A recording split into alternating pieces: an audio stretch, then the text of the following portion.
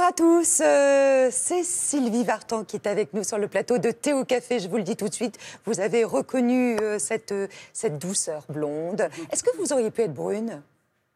Brune, je sais pas, en fait. J'étais châtain clair, j'étais blonde quand j'étais petite. Et puis ensuite, ça a foncé un petit peu, comme d'habitude. Ça, c'est vous? Ah oui, oui, mais ça, c'est la photo qui fait comme ça. Mais j'avais les cheveux plus clairs, en fait. J'adore cette photo. Elle est très belle, super belle cette photo. Ah si, vraiment. Elle a une histoire, cette photo. Je n'avais pas du tout envie de prendre la photo. Ah ben vous boudez, ça se voit. Oui, ça se voit. Oui. Déjà. Oui, oui. Moi, je vous accueille avec ceci. Le soleil est rendez-vous avec la lune, mais la lune n'est pas là et le soleil attend. Ici-bas, souvent chacun pour sa chacune, chacun doit en faire autant. Ça La donne lune la est là, pêche, la Charles lune est là. Trenet. Mais il y a C'est vrai, ça a une il a raison. fait swinguer la langue française, quand même. Je trouve qu'on l'a trop oublié. C'est vrai, c'est vrai. Alors que votre père, vous... Et mon grand-père adorait Et votre Charles grand-père, Trenet. ils vous ont initié, en fait, à Trenet. Ah oui, ils m'ont initié à beaucoup de musiques différentes. On va dire. Mon papa était un pianiste, il était musicien, compositeur, peintre. Enfin, il était multiple, un artiste autodidacte, mais Et très passionné. complet. Passionné. Quel avenir, si vous étiez resté en Bulgarie, vous auriez aujourd'hui? Oh, impossible à prédire. Triste, très certainement triste. Mais j'aurais peut-être été artiste aussi, quand même. J'aurais fait en sorte de l'être. Parce que l'exil, on le sait, hein, à 8 ans, ça génère quel sentiment? Un sentiment d'abandon ou au contraire d'excitation de l'ailleurs? Les premiers sentiments, d'abord, c'était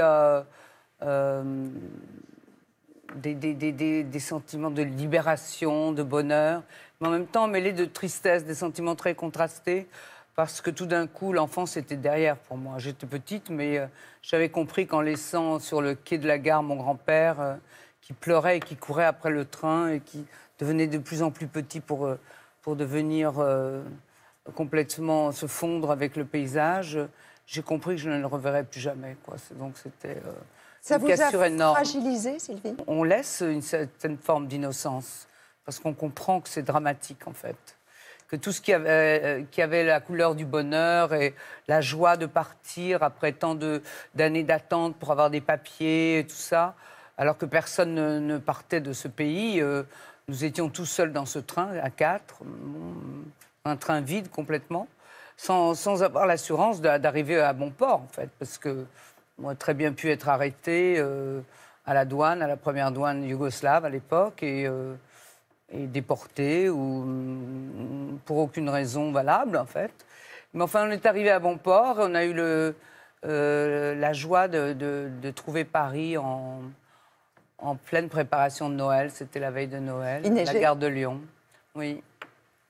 Il neigeait beaucoup à l'époque.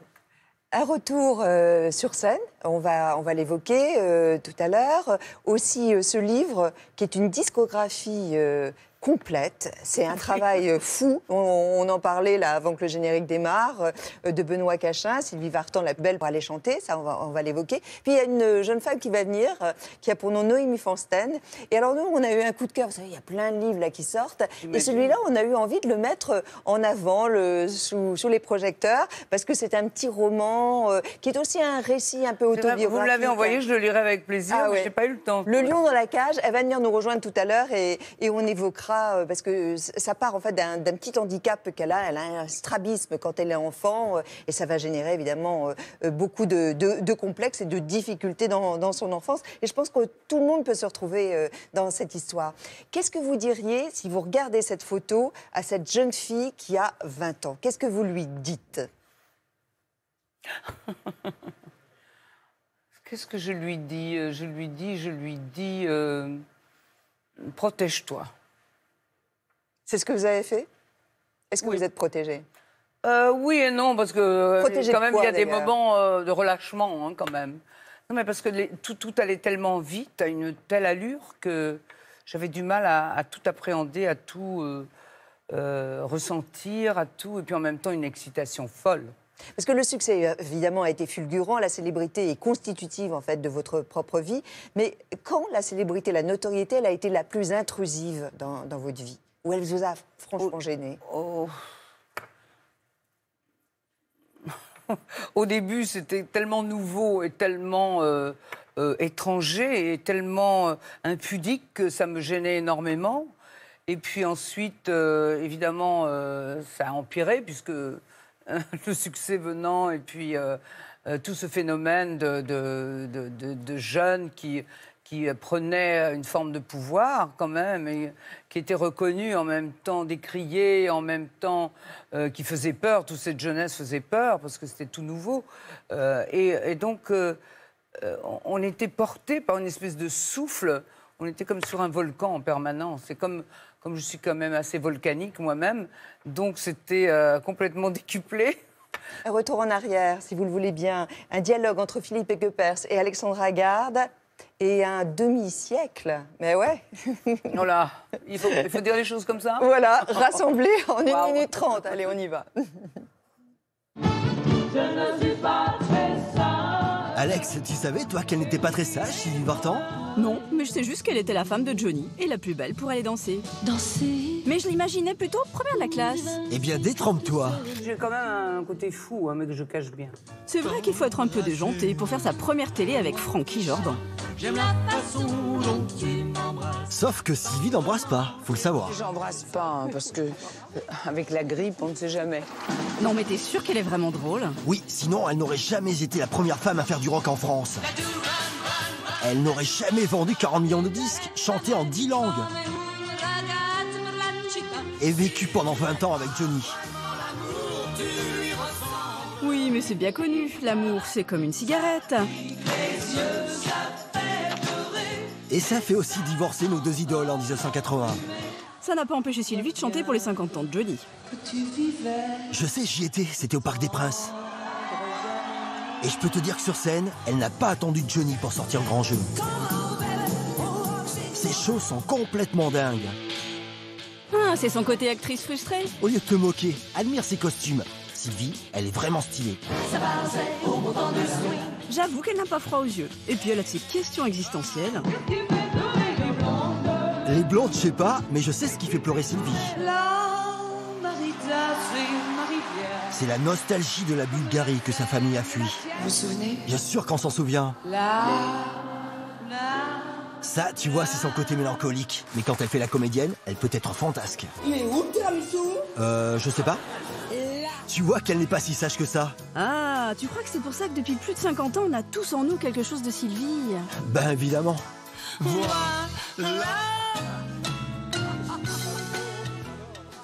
Vous êtes d'accord? C'est mal vous connaître de penser que vous êtes sage? J'ai une certaine sagesse, si quand même, mais en même temps, je peux dérailler un petit peu quand même. Mais mon métier me permet de faire ça, avec des alibis. C'est extraordinaire. Vous pouvez même être exhibitionniste? Sur scène, je peux l'être, oui.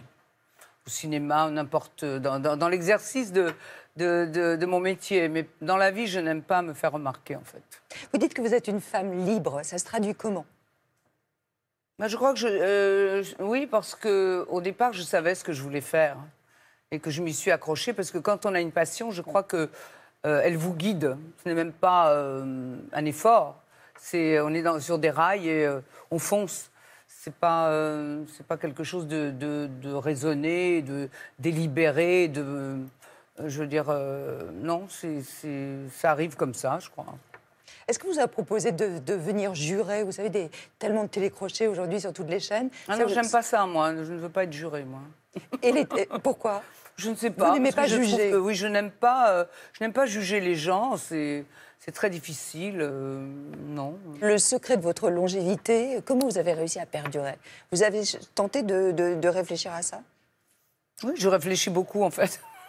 Mais je pense que la seule raison, c'est au départ la motivation et le désir. Et puis, oui, une passion forte et profonde qui habite et qui va au-delà de tout, en fait. Qui va au-delà de tout. Dans les proportions gardées, évidemment. Mais disons que non, quand on sait où on va, déjà, c'est la moitié du chemin de fait. Et puis, il faut faire les choses d'une manière authentique. Je pense qu'il ne faut pas faire, surtout les métiers où on devient célèbre. Moi, je ne savais pas qu'on devenait célèbre. Alors, évidemment, c'était comme j'étais très jeune et que ça m'est tombé dessus, je comprenais pas très bien comment ça pouvait se faire. Je ne pensais pas quand j'avais 8-9 ans, je ne pensais pas qu'on pouvait gagner sa vie en s'amusant, en fait. Il y a Benoît Cachin, donc, qui est un admirateur depuis toujours. Il publie votre discographie, comme je le disais, elle est vraiment complète, exhaustive. Vous en étiez même bluffé quand il vous a apporté la maquette. Mais oui, parce que oui, quand il m'a proposé le projet, je dis oui, bon, c'est pas mal, ça m'aidera beaucoup dans mon prochain spectacle. Et puis je n'avais pas du tout l'idée que ça serait aussi détaillé, fait avec autant d'amour, de recherche, d'illustration, mais un travail de folie. Et il l'a fait relativement rapidement, je trouve, parce que il avait dû avoir des archives déjà. Enfin, il sait tout. Mais tout, mieux que moi. Mieux que moi. On l'écoute. Le duo le plus rare de Sylvie, c'est peut-être celui avec Michel Sardou, qui a été enregistré pour un show Carpentier en 1977 qui s'appelle Dancing Star. Tu plaisais bien à mon copain. Un gros qui se croyait malin en mélangeant le vin des verres. C'est une chanson qui est sortie en 75 sur l'album Qu'est-ce qui fait pleurer les blondes et qui est écrit par Michel Sardou pour Sylvie. Changement de cavalière. Changement de cavalière. Elle aime chanter en duo parce que Sylvie aime la fantaisie. Elle a aussi fait un duo avec Michel Larocque, avec Muriel Robin, Pierre Palmade et avec Nathalie Baye. On a tout besoin d'un homme. Une chanson un peu féministe où elles mettent les hommes au travail. Sache laver, cuisiner, repasser. Quand on sait qu'évidemment elles ont partagé le même homme dans leur vie, c'était un duo clin d'œil assez rigolo. Les adaptations que je préfère, c'est sur un album de 1967 qui s'appelle 2 minutes 35 de bonheur. Garde-moi dans ta poche, maintenant que je sais. Avec Eddie Vartan, son frère, ils ont choisi d'adapter des titres de la Motown. Oh non, plus jamais nous séparer. C'est gai, c'est léger, il y a du swing, il y a de la soul. Et elle le chante merveilleusement bien, au point de faire oublier les versions originales. Sylvie a chanté dans beaucoup de langues, mais la langue qui reste pour nous la plus exotique, la plus étonnante, c'est forcément le japonais.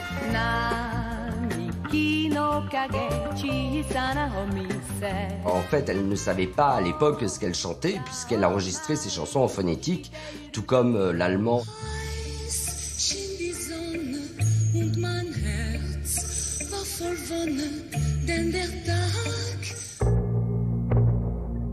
C'est un album qui s'appelle Virage, où il y a eu un single qui s'appelait Rien à faire.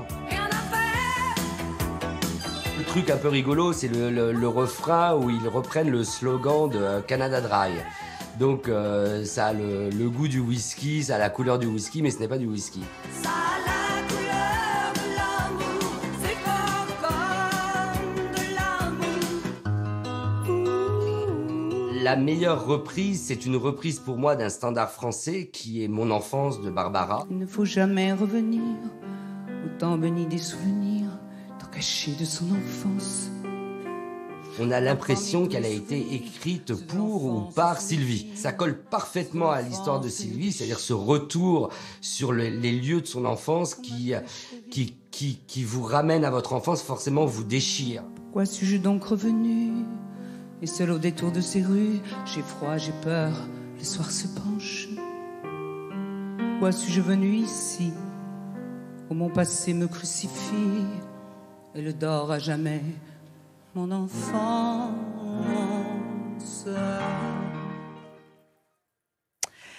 Barbara, elle adorait votre chanson, notamment Mon père. Et vous, je crois que vous aimiez bien en retour, évidemment, la chanson Nantes. Oui. Quand elle arrive à Nantes et que son père est mon déjà Dieu, décédé, oui. évidemment, l'a pas, l'a C'était pas un attendu. auteur et une femme d'exception. Qu'est-ce qui vous différencie avec elle? Moi, je dirais ce qui nous rapproche, c'est la sensibilité différencie. Elle avait un côté très exubérant, Barbara très joyeux, elle avait beaucoup d'humour. Moi, je suis plus réservée, mais moi... Et quelle était votre relation à toutes les deux?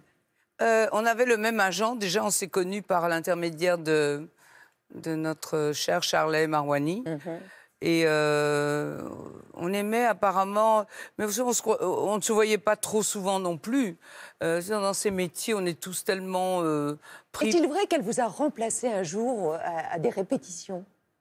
Ça, je ne sais pas. Peut-être. Hein. Tout est possible. C'est ce que raconte, effectivement, Benoît. Alors, il a raison, certainement. Certainement. Parce que rien ne lui a échappé. Vous n'étiez pas encore arrivée. Elle était présente dans la salle et elle a fait les balances pour vous. Et elle aurait chanté... Oui, ça me dit vaguement quelque chose. Qu'est-ce qui fait pleurer les blondes? C'est possible. Donc, ça, c'est dommage quand même qu'on n'ait pas l'image. Oui, ça, c'est clair. Ce sont les 20 ans, en fait, de la mort. Hein. C'est l'anniversaire, en fait, de la mort de Barbara. Et David Lelay-Hélo a écrit, avec une préface de Serge Lama, aux éditions Télémac, le récit de sa vie, entrecoupé de ses propres mots à elle. C'est un livre particulièrement intéressant. Vous êtes très connu aux États-Unis? Connu? Non, je pense pas. Vous savez, les États-Unis, c'est tellement vaste. Et puis, à New York, je dirais que c'est une ville beaucoup plus cosmopolite. Il y a des étrangers, il y a un mouvement. C'est différent. Los Angeles, c'est déjà l'ouest du pays, c'est le sud, on est très tranquille. Et puis, les gens ne remarquent personne. C'est ce que vous aimez aussi aux États-Unis, oui. la vie un peu anonyme, c'est la vôtre? Oui, c'est un repos. C'est comme une récréation. Vous vous sentez à l'aise dans l'Amérique de Trump? Vous savez, moi, je ne vois pas tellement de différence, sauf que des fois, les sorties, bon, évidemment, intempestives, sont assez choquantes. À part ça, bon, bah, écoutez, c'est un grand pays qui a été fondé sur une idée, au fond, l'idée de la liberté. Je pense que ce sera très difficile de déraciner cette idée-là. Parce qu'il y a beaucoup de nationalités, beaucoup de gens qui ont apporté tellement de choses à l'Amérique, mais toujours autour de la même idée, l'idée de liberté, des gens qui cherchaient justement la liberté d'expression, de culte, enfin de tout. Donc ça perdurera. Vous sentez encore, vous savez, on dit souvent, les États-Unis, tout est possible aux États-Unis. Ben oui. Vous ressentez encore cela? Oh oui, quand même. Parce que vous savez, vous pouvez réussir dans n'importe quel État, au fond. Il n'y a pas de... Enfin, évidemment, New York, Los Angeles, les grandes villes sont des centres en soi, et artistiques et culturels, etc.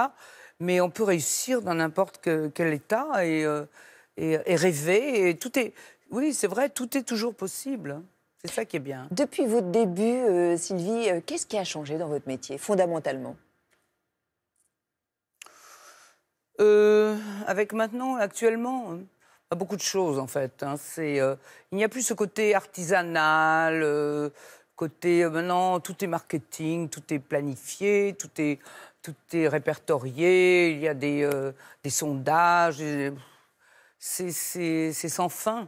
On ne s'occupait pas de ça. Nous, quand on avait 17-18 ans, on ne savait pas ce que c'était que le marketing, on ne savait pas, on ne s'occupait pas de ça. D'ailleurs, on ne faisait que chanter et on était heureux de le faire. Et c'était c'était simple, léger, il y avait de la fantaisie. Puis la musique était différente aussi. Les temps étaient différents. La musique est quand même comme la peinture et je veux dire, la manifestation de ce qu'est la société. Et évidemment, à l'époque, c'était beaucoup plus léger et beaucoup plus... même s'il y avait des problèmes, évidemment, parce qu'il y en a toujours eu. Mais disons que maintenant, c'est vrai qu'on vit dans un monde de violence et ça se ressent partout, dans la musique, dans le montage des films, dans les sujets. Donc, il n'y a plus cette espèce de temps que l'on peut prendre pour réfléchir. On est toujours speedé, on est toujours poussé par le reste, même si on veut lutter contre, on est pris dans l'engrenage, parce que les gens vous appellent, parce que vous faites un métier, parce que si... Et donc, on est soi-même dans cette espèce d'accélération qui est angoissante. Et quand je me pose un petit peu, je me dis, mais les enfants, aujourd'hui, c'est une autre génération. Ils ne connaîtront jamais le plaisir de pouvoir s'asseoir sur les genoux d'une grand-mère ou d'un oncle ou d'une D'être tante. contemplatif. Regarder, voilà, d'être contemplatif et de pouvoir ressentir les choses profondément. Tout ça est extrêmement rapide, superficiel, violent. Parce que, en fait, c'est de la violence, tout ça, l'accélération. C'est de la violence. Quel rôle elle joue, votre fille, à vos côtés, Darina? Comme toutes les mamans qui ont des teenagers, oui. Elles ont du souci à se faire. Les filles sont vraiment des fortes têtes quand même. Les garçons sont beaucoup plus, je trouve, plus sensibles. Évidemment, c'est pas les mêmes périodes, c'est pas la même génération. De nouveau, ils sont victimes. Les enfants mais David, aujourd'hui- vous aviez 22 ans, Darina, vous aviez plus de 50 ans. oui. Donc il y a une grosse différence, c'est 2 générations différentes. Complètement, oui, c'est ce que je dis. Donc, mais justement, Darina fait partie de la génération des enfants qui, justement, sont victimes de toute cette accélération. Alors, elle est présente dans les réseaux sociaux. Ça vous plaît, ça? Non. Voilà, c'est clair. Non, voilà, c'est clair. Vous le lui non, dites? Non, mais il faut... c'est de son temps. Je veux dire, elles font toutes ça. Elles font toutes ça. Moi, j'avoue que ça me dépasse un peu, mais de toute façon, ils vont faire leurs expériences de la même manière. Les réseaux sociaux, c'est terrible. Elle se dirige vers quoi? Elle veut, Vers un métier artistique aussi? Elle veut être styliste, enfin, créer une collection de streetwear. Elle a commencé par essayer de faire du montage de cinéma, mais elle est très intéressée par tout ce qui est informatique, en fait, oui. Elle vous donne des conseils, par exemple, sur votre façon de vous habiller, sur scène notamment, peut-être pas peut-être pas dans la vie, mais sur scène, pas du tout. Non, elle est complètement focalisée sur ses habits, sur ses amis. Vous savez, c'est ça, hein, c'est... du moment que tout va bien, tout est tranquille, ça va. Elle, vivant aux États-Unis, est-ce qu'elle sait quelle est la carrière de sa mère? Oui, mais enfin, vous savez, c'est pas un Ce quotidien. que vous représentez. Est-ce que l'on en est Je sais pas, consciente? on n'en parle jamais, en fait. Hein. Moi, mes enfants sont mes enfants. Mon petit-fils, par exemple, il dit tu vas aller faire Sylvie Vartan maintenant oui. Donc, vous étiez ils ont un quand autre même une personnage. perception du fait que je ne suis pas la même chez moi, évidemment, que sur scène. Ça, c'est certain que c'est une grande différence, quand même. Et ils viennent vous voir sur scène? Ah oui, ça oui, mais ils sont grands maintenant, quand même. Alors, c'est vrai que vous les avez quand même assez protégés, hein, que ce soit David ou Darina. Tous les deux, on ne les a pas beaucoup vus hein, quand ils étaient enfants. Je crois que la seule fois où vous avez chanté, mais peut-être que c'est erroné, c'était en 2010 et vous chantiez toutes les deux. Hein. Oui, vous oui. vous en souvenez? On a retrouvé ces images. Ah oui. Ah, Marita, c'est ta rivière, comme la Seine et la mienne. Mais il n'y a que ton père, maintenant qui s'en souvienne. Quelquefois, de tes 10 premières années, il ne te reste plus rien, pas la plus pauvre poupée. Plus rien qu'un petit refrain.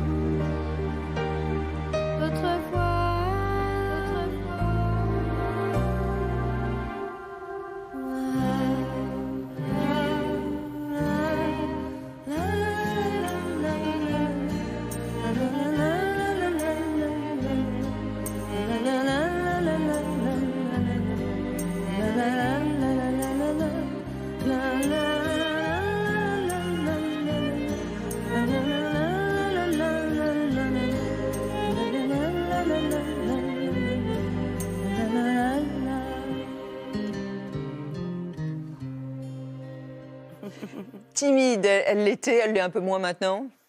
Non, elle est toujours timide. Toujours, ouais. Oui. Et elle peut revoir ces images-là, ça lui fait même plaisir. C'était un moment important pour elle? Je ne sais pas. Quand elle se regarde, elle trouve qu'elle n'est jamais bien. Mais ça, c'est un peu normal avec tout le monde. Mais vous aussi, non? Oui, moi aussi. Voilà, cette famille. Voilà, donc voilà. Non, c'est vrai. Mais non, je pense que ça l'émeut quand même. Oui, Moi, je regrette de ne pas avoir fait plus avec elle parce que je trouve ça charmant, en fait. Je voudrais vous présenter Noémie Fansten. Noémie, bonjour. Noémie, on a adoré votre livre. Bonjour. Voilà, on dit, je vous J'ai hâte de présente le lire, Sylvie. bonjour. Alors, pour vous, Sylvie Vartan représente quoi?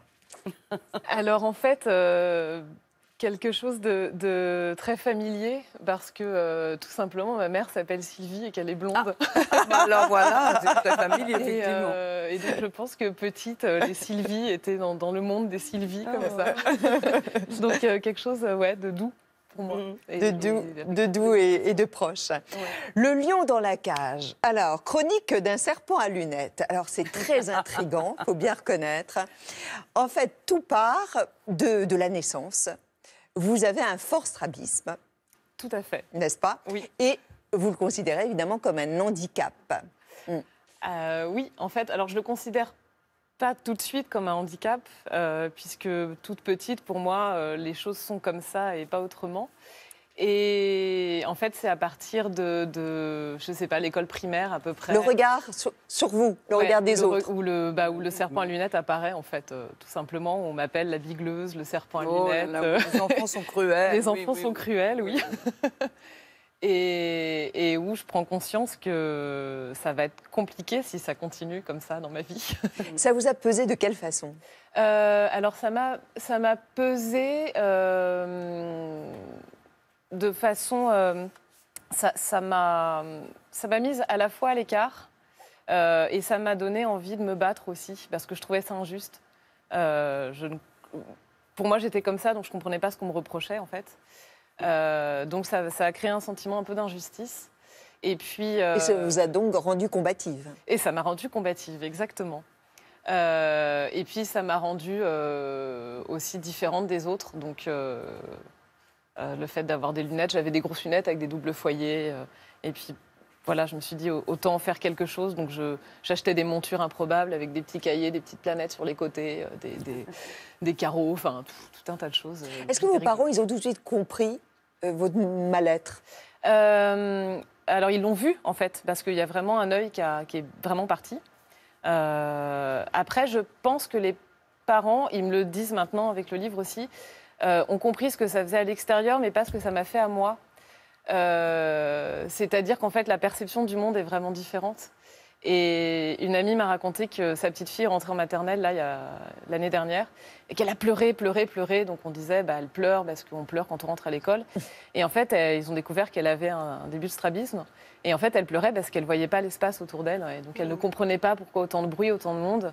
Et c'est dur de voir ce que les autres voient, en fait. Voilà. Alors, le lion dans la cage, il faut être initié au cabinet d'ophtalmologie pour comprendre le titre. Expliquez-le. Alors, en fait, c'est un exercice classique qu'on fait en orthoptie, c'est-à-dire qu'on regarde dans des grosses jumelles et pour que les yeux s'accommodent, c'est-à-dire qu'ils restent parallèles, ou qui deviennent parallèles, il faut qu'on voit une image avec une cage, une image avec un lion, et il faut que le lion rentre dans la cage. C'est une gymnastique, en fait. Ouais, c'est une sorte de rééducation des yeux, ouais, exactement. Ouais. Est-ce que ce livre, il est libérateur pour vous? Oui, totalement. Il vous a apporté quoi? Il m'a apporté de me positionner. Pour moi, déjà, pour commencer. J'ai mis les mots sur ce que je ressentais. Donc j'ai d'abord écrit pour moi en fait avant de le proposer à l'extérieur et puis en fait il me permet de partager en fait mon regard, mon identité et ma façon de voir les choses finalement au propre comme au figuré quoi. Sylvie, votre maman avait aussi un strabisme? On en parlait tout à l'heure. Enfin ma maman évidemment elle est née en 1914 et à l'époque, ce genre d'opération était vraiment des opérations tout à fait improbables. Et quand elle a eu, elle ne pouvait plus supporter justement d'avoir ce strabisme. Et elle est partie toute seule à Vienne quand elle a eu 18 ans pour se faire opérer par un grand professeur. Et comme je le disais, c'était peu probable. Les résultats n'étaient pas... tout à fait sûre et donc elle a quand même pris le risque. Elle est partie à Vienne toute seule et elle s'est faite opérer avec beaucoup de succès. Génial. Et voilà, oui, génial, oui. Et vous, Noémie? Moi, j'ai été opérée 2 fois. J'ai été opérée quand j'avais 10 ans Et puis j'avais quand même des lunettes après mon opération, ce qui donc continuait de me complexer, mais je bougeais plus. Et puis j'ai été opérée une deuxième fois à 24 ans parce que voilà, ça recommençait. Bah, c'est un muscle en fait, donc il faut tout le temps faire la rééducation en fait. Souvent, là maintenant je suis un peu plus tranquille, mais ouais, il y a des périodes, quand on est fatigué, quand on fait trop d'ordinateur. Il y a une faiblesse. Ouais, exactement. Ça s'appelle Le Lion dans la cage. Noémie Fansten, premier roman. Vous êtes aussi scénariste, réalisatrice et comédienne. Et c'est chez Michalon. Alors, quand vous allez arrêter là, de danser, de chanter votre tourbillon, vous allez pouvoir vous arrêter sur ce livre. Oui, et moi, je me suis surprise à rire. C'est quand même rare aujourd'hui de rire en lisant des bouquins qui, en général, sont un peu stressants, souvent. Vous avez remarqué quand même qu'on parle beaucoup de la mort, des parents morts. Enfin bon, on tourne beaucoup, effectivement, autour de son nombril. Mais là, celui-là, c'est un nombril très sympathique. C'est un nombril riant, c'est ça. Merci beaucoup, Noémie. Merci. Vous savez qu'après le tête-à-tête, mais ça, vous le savez, Sylvie, parce que vous avez l'habitude, il y a le dos à dos. Bon, alors allons-y. Dos à dos avec vous, Sylvie Vartan, et des réponses du tac au tac. Est-ce que vous êtes plutôt la nuit pyjama pilou-pilou ou une nuisette en soie? Ah non, pilou-pilou. Votre remède, Sylvie, au vague à l'âme? De la musique. Laquelle? Brésilienne ou classique. Le moment le plus heureux de votre vie? Le bonheur, c'est des moments tout d'un coup qui arrivent comme ça, des fulgurances. Et puis, il y a tellement de moments heureux, et puis tellement de moments malheureux aussi pour faire le pendant. Mais évidemment, les moments heureux, c'est tout ce qui est vraiment la naissance des enfants, leur rire, leur bonheur, mon retour en Bulgarie, je ne sais pas, beaucoup de choses en même temps, de couleurs différentes. Sylvie, as-tu l'amour rédhibitoire pour vous? Certaines vulgarités, grossièretés, enfin. Est-ce que vous avez été trahi dans votre vie? Oh oui, beaucoup de fois. De quoi vous êtes inconsolable? Du départ de mon noyau familial, de mes proches, des gens que j'ai aimés. Vous êtes-vous déjà réveillé dans un lit sans connaître le nom de votre partenaire? Ah non, non. La dernière fois que vous avez fait vos courses dans un supermarché? En Amérique, je fais beaucoup de courses, en fait. Je vais souvent dans les supermarchés, j'adore ça. En France, beaucoup moins, j'avoue. Le temps manque et puis non, j'ai un peu dans une sorte d'angoisse. Mais sinon, j'adore ça.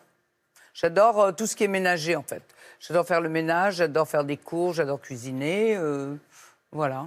La chose à ne jamais vous dire? Non, t'es incapable de faire ça. Bien sûr, il y a des limites, hein, c'est sûr.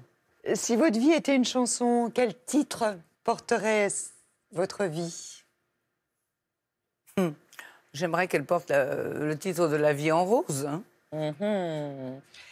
Et votre vie, c'est une comédie ou c'est un drame?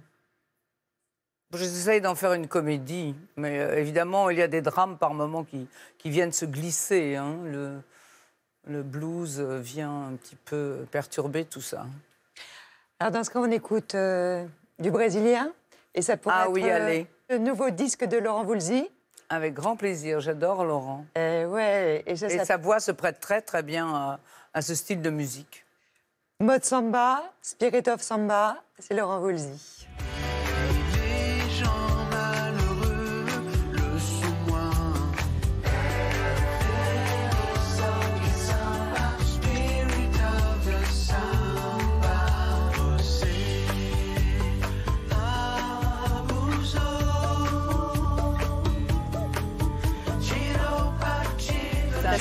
C'est la chanson de Fugain, non?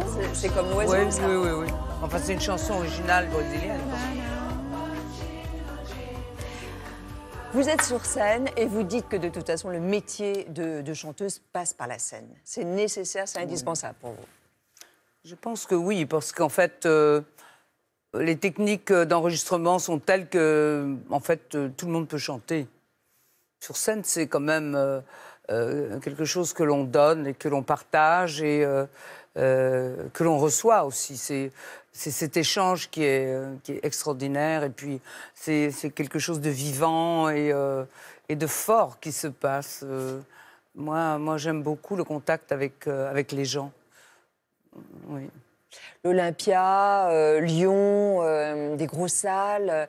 À chaque fois, c'est un vrai pari, c'est un vrai challenge.